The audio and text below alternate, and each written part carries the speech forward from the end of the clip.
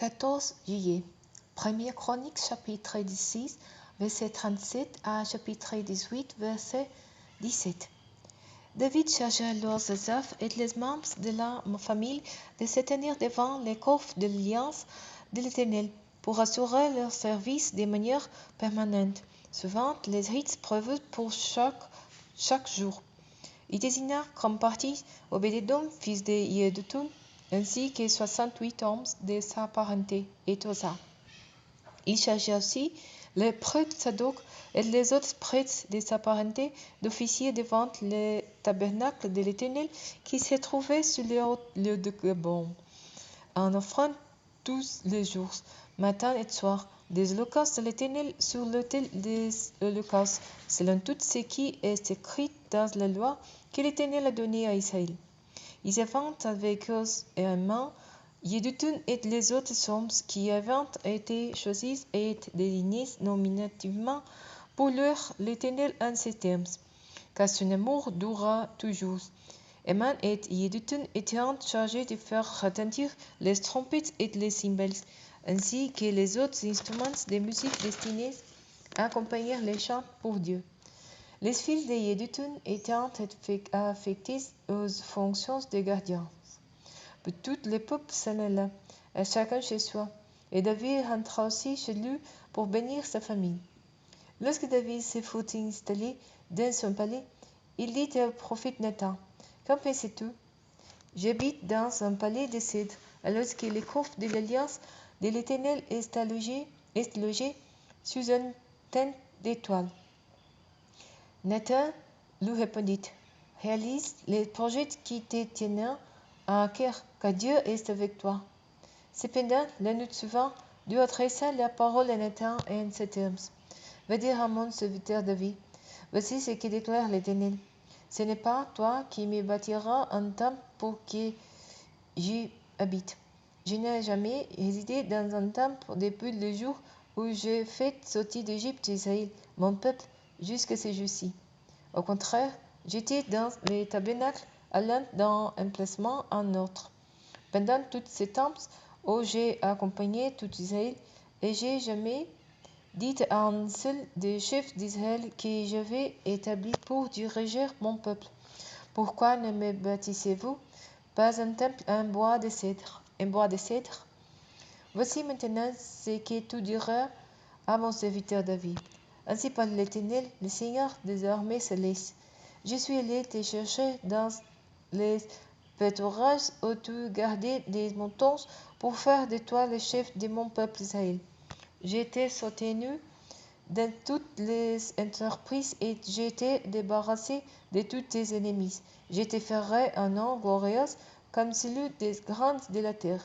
Je te rembourserai un territoire à mon peuple Israël où je implanterai pour qu'il puisse habiter chez lui et qu'il ne soit plus inquiété et maltraité comme auparavant par des hommes méchants, comme à l'époque où j'avais établi des chefs pour mon peuple Israël. Je soumettrai tous tes ennemis. Enfin, je t'annonce que je te bâtirai une dynastie. Quand le moment sera venu pour toi de les rejoindre tes ancêtres, j'établirai après toi l'un de tes descendants, l'un de tes fils, pour te succéder comme roi, et j'affermirai son autorité royale. C'est lui qui me construira un temple, et je maintiendrai toujours son trône. Je serai pour lui un père, et il sera pour moi un fils. Je ne lui retirerai jamais ma faveur, comme je l'ai retiré à celui qui t'a précédé. Je le maintiendrai pour toujours dans ma maison et dans mon royaume, et son trône sera inébranlable à perpétuité. Nathan rapporta fidèlement à David toutes ces paroles et toutes ces révélations. Alors le roi David alla se placer devant l'Éternel et lui adressa cette prière: Éternel Dieu, qui suis-je et quitte donc ma famille pour que tu m'aies fait parvenir au Jésus? Et comme si ce n'était pas suffisant à tes yeux, ô Dieu, voilà que tu fais à ton serviteur des promesses pour l'avenir longtemps de sa dynastie. Éternel Dieu, Toi, tu me traites comme si j'étais un homme de haut rang. Que pourrais-je encore ajouter au sujet de la gloire que tu accordes à ton serviteur? Tu connais toi-même ton serviteur éternel. C'est parce que tu aimes ton serviteur et que tu en as décidé ainsi que tu as accompli ces grandes choses pour révéler ta grandeur éternelle. Il n'y a personne comme toi. Il n'existe pas d'autre Dieu que toi. C'est vraiment comme tout ce que nous avons entendu dire. Y a-t-il un seul peuple sur terre qui soit comme Israël, ton peuple, que Dieu soit allé libérer pour en faire son peuple?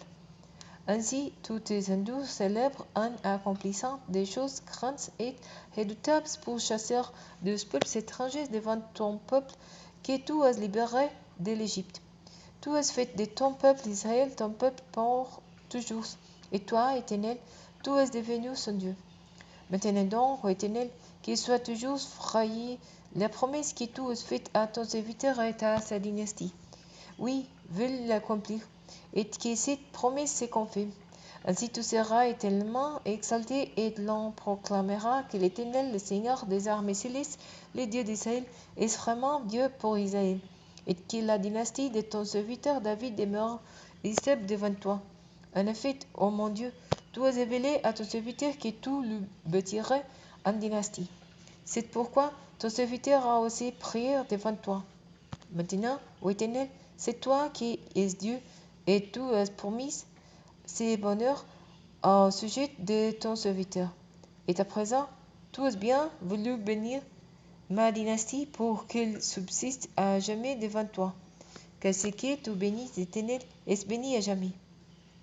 Par la suite, David vainquit les Philistins et les humilia. Il leur arracha Gath et les localités qui en dépendaient. Il bâtit aussi les Moabites. Ceux-ci lui feront assujettis et lui paieront un tribut. David bâtit Hadadézer, roi de Tsoba, du côté de Hamath, pendant qu'il était en campagne pour établir sa domination sur la région de l'Euphrate. David lui captura 1000 chars, 7000 soldats sur chars et 20 000 fantassins. Il conserva une centaine de chevaux d'attelage et fit couper les jarrets à tous les autres. Les Syriens de Damas envoyèrent du secours à Hadadézer, roi de Tsoba.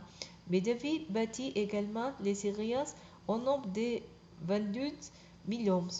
Puis il installa des garnisons sur le territoire syrien de Damas, et les Syriens lui feront assujettis et devront lui payer un tribut. Ainsi, l'Éternel accorda la victoire à David dans toutes ses campagnes militaires. David s'empara des boucliers d'or qui portaient les soldats de Hadadézer et il les fit porter à Jérusalem, à Tibat et à Kom, villes du roi Hadadézer. Il éleva aussi une énorme quantité de bronze. Plus tard, Salomon utilisa ces métaux pour fabriquer la coupe de bronze, les colonnes et les autres objets de bronze. Lorsque tout le roi de Hamath apprit que David avait défait toute l'armée de Hadadézer, roi de Tsoba, il lui envoya son fils Adoram pour lui transmettre ses salutations et ses félicitations d'avoir attaqué et vaincu Hadadézer, avec lesquels tu avais été continuellement en guerre. Il lui envoya aussi toutes sortes d'objets d'or, d'argent et de bronze. Le roi David les consacra à l'Éternel, comme il avait déjà fait pour l'argent et l'or qu'il avait pris à tous les autres peuples, c'est-à-dire aux Édomites, aux Moabites, aux Ammonites, aux Philistins et aux Amalekites. Abisai, fils de Tseruya, bâtit 18 000 Édomites dans la vallée du Sil. Après cela, il établit des garnisons dans les pays d'Édom, et tous les Édomites le feront assujettis. L'Éternel donnait la victoire à David dans toutes ses campagnes militaires. David régna sur tout Israël, il administrait les droits et rendait la justice pour tout son peuple. Joab, fils de Tseruya, était à la tête de l'armée. Josaphat, fils d'Aïloud, était archiviste. Zadok, fils d'Aïtoub, et Abiatar, fils d'Abimelech, étaient prêtres. Shavaz était secrétaire. Benaïa, fils de Yoda, commandait les Kérétiens et les Pélétiens, la garde personnelle du roi, tandis que les fils de David occupèrent les premiers rangs aux côtés du roi.